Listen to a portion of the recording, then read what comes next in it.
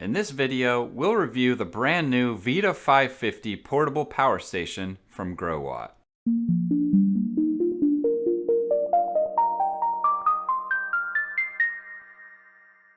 I don't review as many smaller power stations these days because I don't find them as useful as higher output, larger capacity models. But Growatt promises some pretty interesting features and performance with the Vita 550 that I was very interested to check out. The Vita 550 is a portable power station using a 538 watt-hour lithium iron phosphate battery bank. It can output 600 watts continuously through its AC outlets with a very brief surge up to 1200 watts. It can recharge itself rapidly with up to 500 watts from its AC charger, and can also pair with the excellent Growatt 200 watt folding solar panels that I've previously reviewed to charge itself in about 2.5 hours in perfect sun. But what sets this little unit apart from the competition is the MyGro app that connects to the Vita 550 with Bluetooth and Wi-Fi and promises to unlock some awesome features and a lot of control over input and output parameters, such as depth of discharge limits and how fast the device charges. We'll go through some of those features as we test the Vita 550 and then draw conclusions later in the video. Inside the box is a user manual, a box of accessories and cables, and the Vita itself. The user manual is one of the best among power station competitors and includes lots of troubleshooting and support information as well as the usual instructions for using the features. Inside the accessory box are 3 cables, an AC charging cable, a DC charging cable, and a solar charging cable. Nothing out of the ordinary so far, so let's take a look at the Vita itself before moving on to testing. Now I do like that the female cigarette lighter adapter has a dust flap, but I'd really like to see all of the input and output ports have covers. Especially on a smaller unit like this that's ultra portable and much more likely to be used outdoors and get dirty than their heavy and bulky bigger brothers. The LED light is always a nice feature and should be standard on all power stations, frankly. This one's pretty bright and has multiple modes for emergencies. On top is the 15-watt wireless charger for cell phones and devices that can charge wirelessly. On the right side are the input charging ports and an exhaust fan. Here you can see a button next to the charging ports, and that's for turning the 500-watt fast charge feature on or off. If you turn it off, the Vita will charge at 300 watts instead. That's nice for longevity of the battery bank, but also if you're charging it in hot conditions to keep it a little cooler. The back side of the Vita doesn't have anything on it, and the left side just has another fan opening and some QR codes on stickers so you can download the MyGro app. Alright, let's move on and test this thing out. Before we do that, we need to charge it to full. As you can see, the default setting is to fast charge at 500 watts.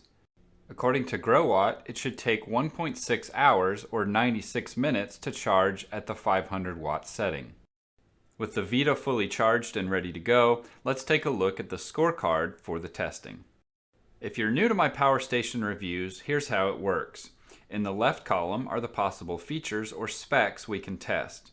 In the next column are the official Growatt ratings as per their website. In the third column, we'll post our testing results and a pass or fail. In the far right column are any special notes. You'll notice that some of the possible features that I test on other power stations are not offered on this unit. Growatt confirmed that this unit cannot do pass-through charging or act as a UPS. They also don't claim it can operate an air conditioner or refrigerator, so we won't bother testing those parameters. The surge capability of the inverter is also very basic and very short, so we won't be trying to overpower the unit for 10 seconds. For the first test, we'll be using the AC output test rig in my shed. This rig consists of 4 light bulb sockets connected to a load center that's powered by one AC outlet on the Vita. I'll be using a power meter to verify the output numbers as well as testing the frequency and voltage of the alternating current. We'll do the low power test first, which is 30% of rated power. In other words, as close as I can get to 180 watts. 200 watts is close enough, so I used 2 100-watt incandescent light bulbs. I let the test run and checked on it periodically to observe the output numbers. The 200-watt output on the Vita LED screen was verified by the power meter. The test ran for around 2 hours and 15 minutes, and the output held steady the entire time, until the last 2 or 3 minutes or so, when the voltage started to drop significantly, which also dropped the wattage. I reached out to Growatt for an explanation, and they said that this is normal and fully compliant with UL 2741. They also said that the Vita may not drop its voltage at 1% if you raise the depth of discharge cutoff point, which they label the battery protection point in the MyGro app. I didn't have time to test this myself before releasing the video, so I can't make any promises if that works. Either way, the low power test was successful as it exceeded the 80% mark for the capacity rating. Due to losses in the inverter and other factors, it's impossible for a perfect 100% score on this test unless the manufacturer severely underrates its product's capacity. While we have the Vita 550 fully discharged, let's do the AC charging test. I brought the Vita inside within 15 minutes of completing the low power test and plugged in the AC charging cable. And it didn't immediately jump up to 500 watts like it did on the first charge. I assume this was because the battery pack was a little warm and it was programmed not to go to full power until it cooled down. But Growatt said, again, this is normal and has to do with the state of charge that the unit is when it's plugged into the charger. When it's completely discharged, like 0%, it will take 20 minutes or so to get up to full power. And that is factored into the 96-minute expected charge time. So anyways, after letting it do its thing, it finished charging after 94 minutes. That's definitely on target for a passing grade, even exceeding the goal slightly. Next up is the high power test. So I took the Vita back outside to the AC output test rig in my shed, and this time we're shooting for 80 to 90% output. So 500 watts is a good even number for this test. So I used 2 of the 250 watt heat lamp bulbs.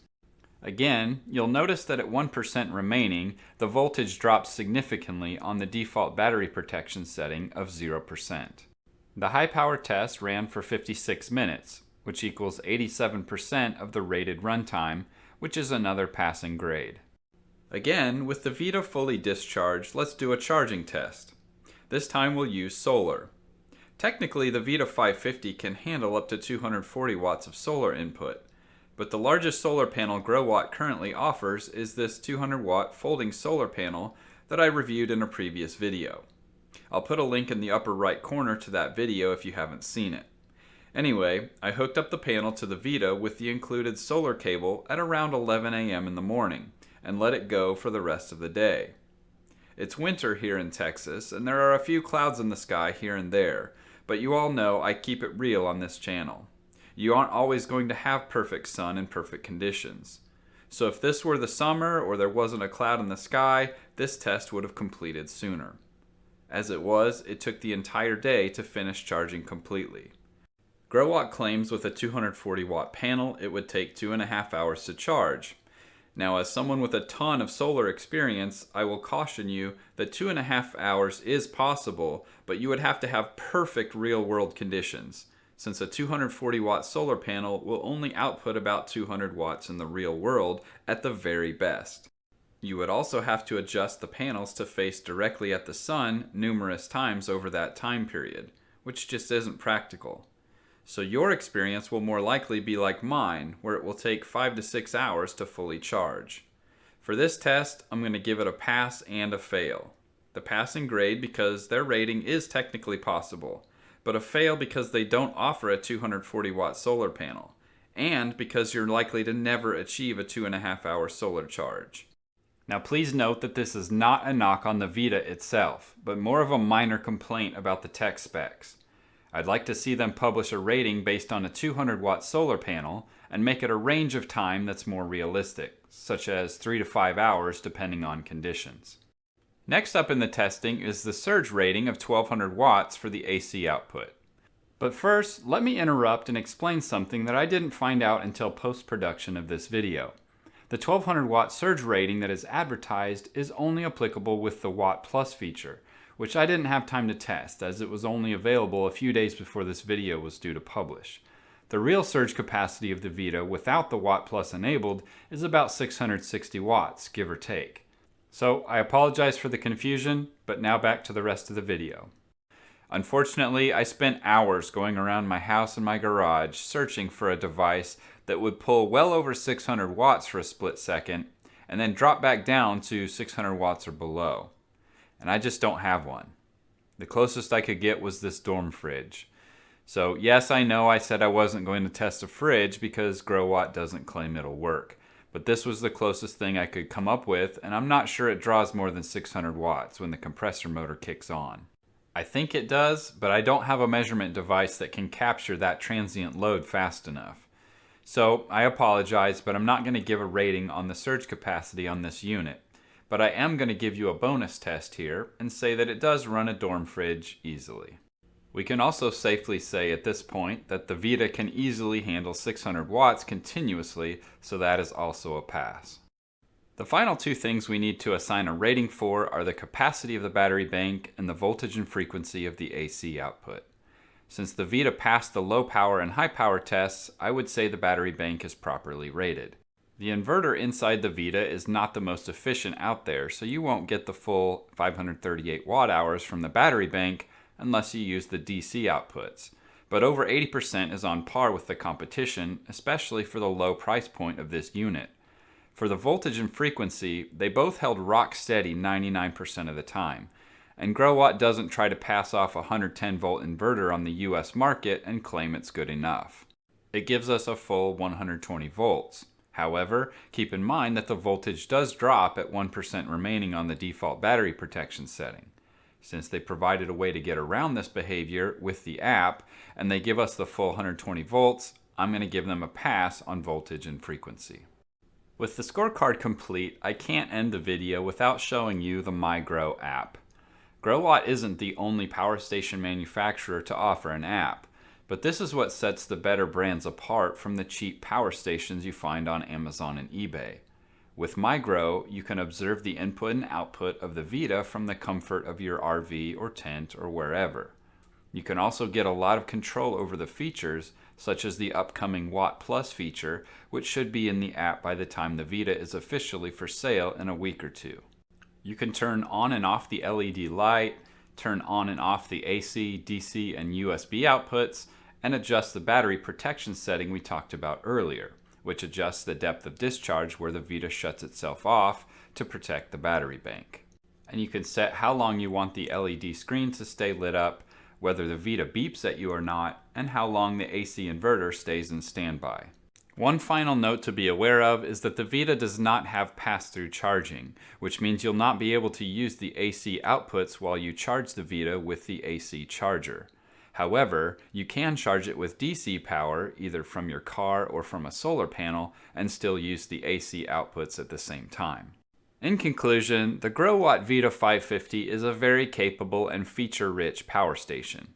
It's a good all-around unit that can do almost anything and still be portable, unlike some of the 40-pound behemoths that are becoming popular in the market. The Vita 550 will launch soon, and right now you can get it for a great price of $399 US if you pre-order it from their website. Look for an affiliate link in the video description below. Thanks for watching, and please leave a like and a comment below.